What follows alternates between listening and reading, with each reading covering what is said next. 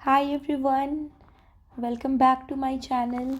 This is Deep and मैं आपके लिए लाई हूँ 10th and 11th फरवरी की द हिंदू क्विज़ दोनों का साथ में कंपाइल किया है. So let's start. Question number 1. Mohan Manji government has announced the implementation of UPS for government employees in Odisha. What is the full form of UPS? So Mohan Majhi government जो है ना वहाँ के सीएम है उड़ीसा के. वो गवर्नमेंट जो है अब अपने स्टेट में गवर्नमेंट एम्प्लॉयज़ के लिए यूपीएस स्कीम को लागू करेगी अपने स्टेट में. Earlier it was announced by the central government. तो क्या है यूपीएस का full form? UPS full form is unified pension scheme. Earlier जो है पहले गवर्नमेंट वाज फॉलोइंग कौन सा? Central government was following old pension scheme OPS. अब जो है ये नया लाया गया है यूपीएस. सो सब चाहते हैं कि लोग इसकी तरफ शिफ्ट करें. So the Orissa is implementing the UPS scheme for its government employees. दोनों के अलग अलग प्रोज एंड कॉन्स हैं. जो नया जो भी हमारा रिजीम है सैलरी पर्सन एंड पेंशन वालों का, which is more align to UPS scheme.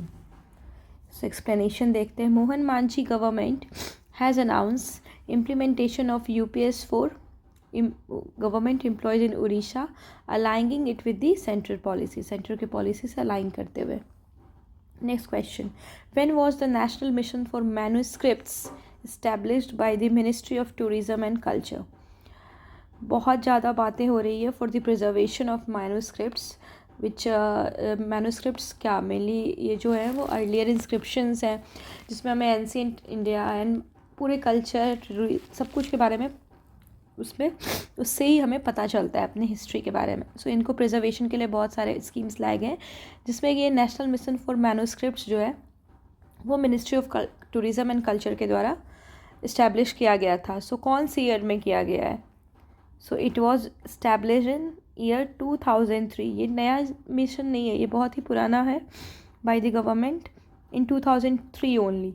Okay, so इसको देखते हैं. NMM was established in Feb 2003 by ministry of tourism and culture for the preservation of unearth and vast manuscript wealth of India. India is rich in it culture ना, and इनके पास हमारे Indian culture में बहुत सारे manuscripts हैं. तो उनको प्रिजर्व रखने के लिए उनका जो है ट्रांसलेशन के लिए बहुत सारे स्कीम्स गवर्नमेंट ला रही है. So this is important exam point of view से.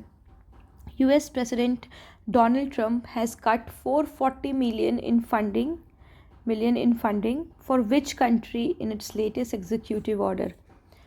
सो US प्रेसिडेंट जो है वो अभी फंडिंग कट किए हैं बहुत ही रिसेंटली.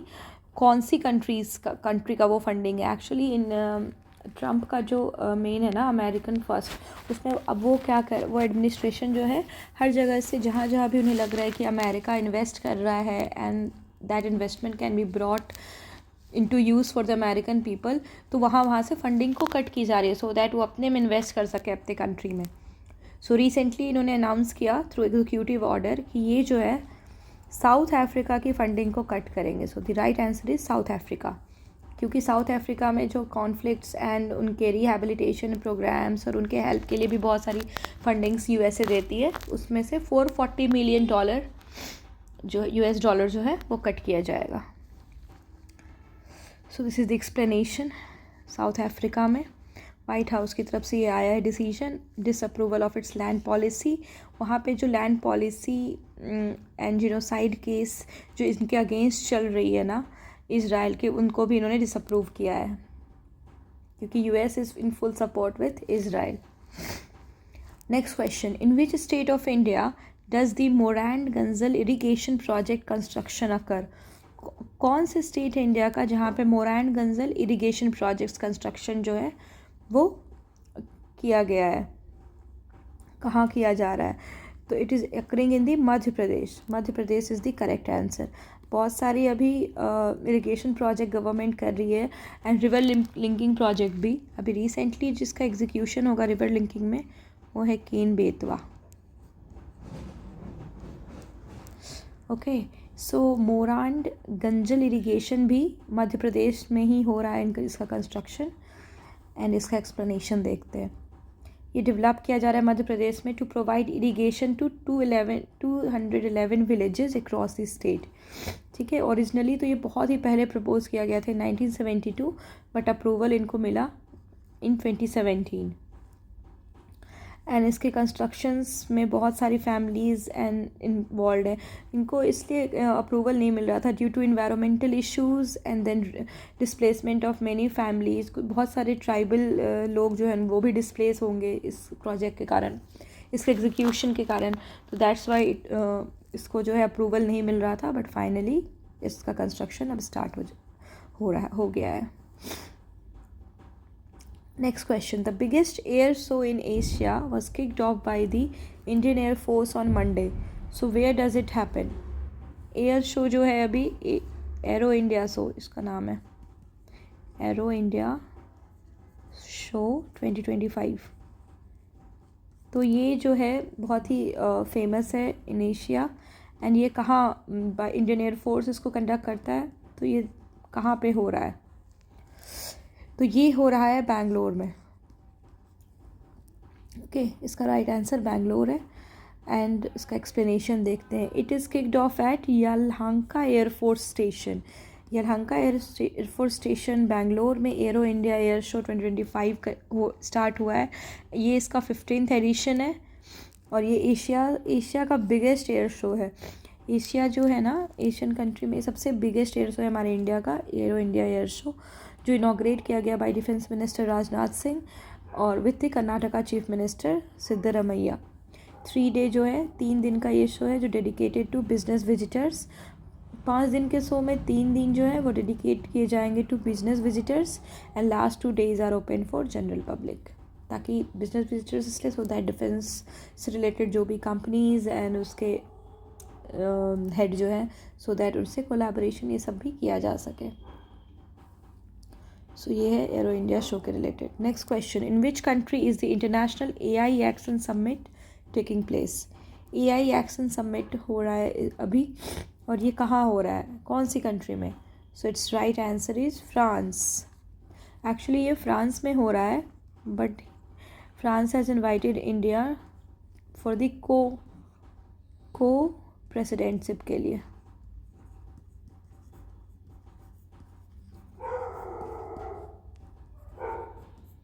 तो इसको फ्रांस और इंडिया दोनों करेंगे एंड साथ में होस्ट, लेकिन ये होगा फ्रांस में हो रहा है ये। So major summit on artificial intelligence से रिलेटेड ये मेजर सबमिट है AI एक्शन समिट, जो कि फ्रांस में हो रहा है, जहाँ सारे वर्ल्ड लीडर्स और एक्सपर्ट्स सब गैदर होंगे सो दैट AI से रिलेटेड बात और उनके रेगुलेशंस पे बात हो सके। पेरिस में ये कंडक्ट होगा। 2 डे समिट है, को होस्ट किया जा रहा है French president Emmanuel and Indian prime minister Narendra Modi के द्वारा। सो ये दोनों साथ में इसको को होस्ट कर रहे हैं। और ये AI एक्शन समिट जो है, ये 3rd AI एक्शन समिट है, ये भी याद रखना है। Next question, in which nuclear power of plant of India is the country's only nuclear operator Rosatom located? Rosatom located कौन से न्यूक्लियर पावर ऑफ प्लांट जो है इंडिया के, वहाँ पर रोसाटॉम लोकेटेड है? तो इसका राइट आंसर है हमारा Kudankulam nuclear power plant. Kudankulam nuclear power plant जो है वहाँ पे रोसाटॉम लोकेटेड है, जो कि तमिलनाडु में है। ये जो है only foreign nuclear operator in India है। मीन्स ये जो है फॉरेन न्यूक्लियर ऑपरेटर है, जो कि कुंडनकुलम न्यूक्लियर पावर प्लांट में प्रेजेंट है और it is cooperated by Russia. So इसका आंसर होगा Kudankulam nuclear power plant Tamil Nadu में है प्रेजेंट, और ये कोऑपरेटेड बाय रशिया है। इसमें ये रोसाटॉम जो है ये लोकेटेड है यहीं पे। Next question, Army and Air Force Chief flew together for the first time on the eve of Aero India 2025. Aero India 2025 में Army and Air Force Chief जो है इस बार साथ में फ्लाई किए। So which aircraft did they fly in? कौन से aircraft को उन्होंने यूज़ किया for flying together? So इसमें होगा कौन सा एयरक्राफ्ट है, इसका right answer Tejas. Air Chief Marshal A.P. Singh and Chief of Army Staff General Upendra Dwivedi, they created history because it is in the history, first time in the history of arrow India show जिसमें ये दोनों air force and army chief साथ में fly किए on Tejas and light combat aircraft Tejas and this two service chiefs जो कि coursemate भी थे एक दूसरे के इन नेशनल डिफेंस एकेडमी, उन्होंने साथ में अपने कोर्स कंप्लीट किए थे. सो वो तेजस पे फ्लाई किए from air force station Yelahanka Bengaluru जहाँ पे एरो इंडिया शो कंडक्ट किया जा रहा है. So it's important. Air Chief Marshal A.P. Singh and Chief of Army Staff General Upendra Dwivedi. Aircraft का नाम याद रखना है, very important, Tejas. Next, where is Machilipatnam port is located. Machilipatnam port कहाँ पे लोकेटेड है? So it's in Andhra Pradesh. Andhra Pradesh में है मछलीपट्टनम पोर्ट. और ये पोर्ट तो बहुत ही इम्पॉर्टेंट है, हर एंशिएंट इंडिया में भी यहाँ से ट्रेड होती थी.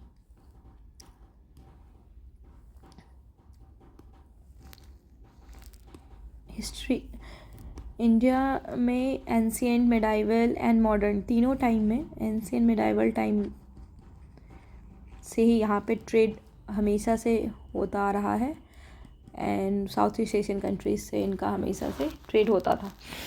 सो it's very important port.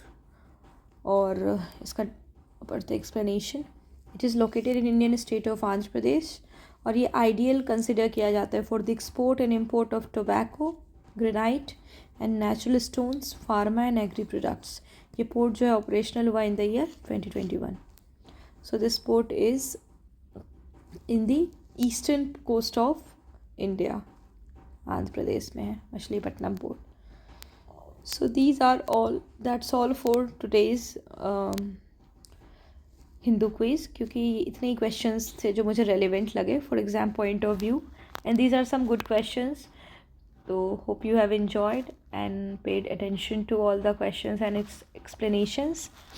Thank you so much. We'll meet tomorrow with the new series. So bye bye. Good night.